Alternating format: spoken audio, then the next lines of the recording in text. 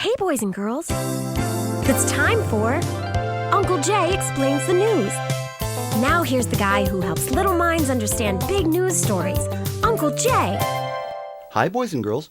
Well, first of all, thanks for everybody's kind messages. It was like a giant oil spill of love that washed up on the shores of Uncle Jay's heart. It'll take years to clean up. It was Uncle Jay's Katrina. Well, there are so many news stories now that we have missed. And even though they're very important and some of them very complicated, we're just going to have to skip over them. So just think of Uncle Jay now as a typical network newscaster. Plus, today is a holiday, Memorial Day. It's one of those Monday holidays where we honor a person or event by leaving our garbage at the curb for an extra day to symbolize that we will never throw away our admiration for that holiday and will always separate our cans from it. And so today, boys and girls, we are going to take a holiday from the usual news to look at the special Mondays. You know, when Uncle Jay was a kid way back in the olden days, it's real. All the holidays happened on their actual days. But in 1971, a new law made some of the holidays move. Instead of the real days, we would now observe them on fake days. The nearest, Mondays. Congress ruled that America could take that day off and that they could take the whole week off. So here are the days. There's President's Day, and that's when we honor America's presidents by talking about the ones we can save on at some sale.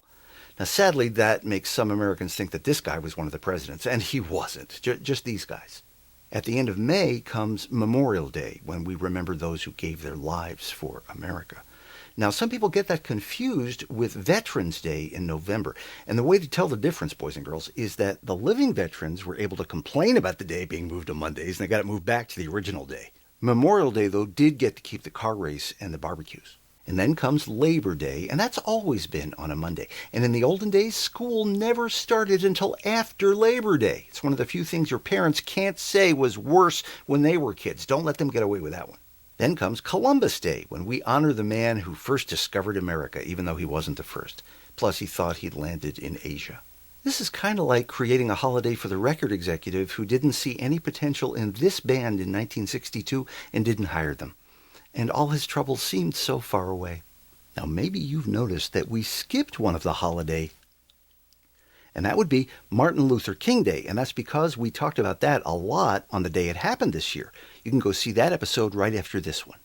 Now, so far, Martin Luther King Day has managed to escape the crass commercialism of the other holidays, but someday, somebody somewhere is going to say, "This weekend I have a dream to have the lowest prices on appliances in the tri-state." It's going to happen. So enjoy your holiday, boys and girls, and we'll get back to explaining the regular news next week. Until then, remember, a great kid is great news.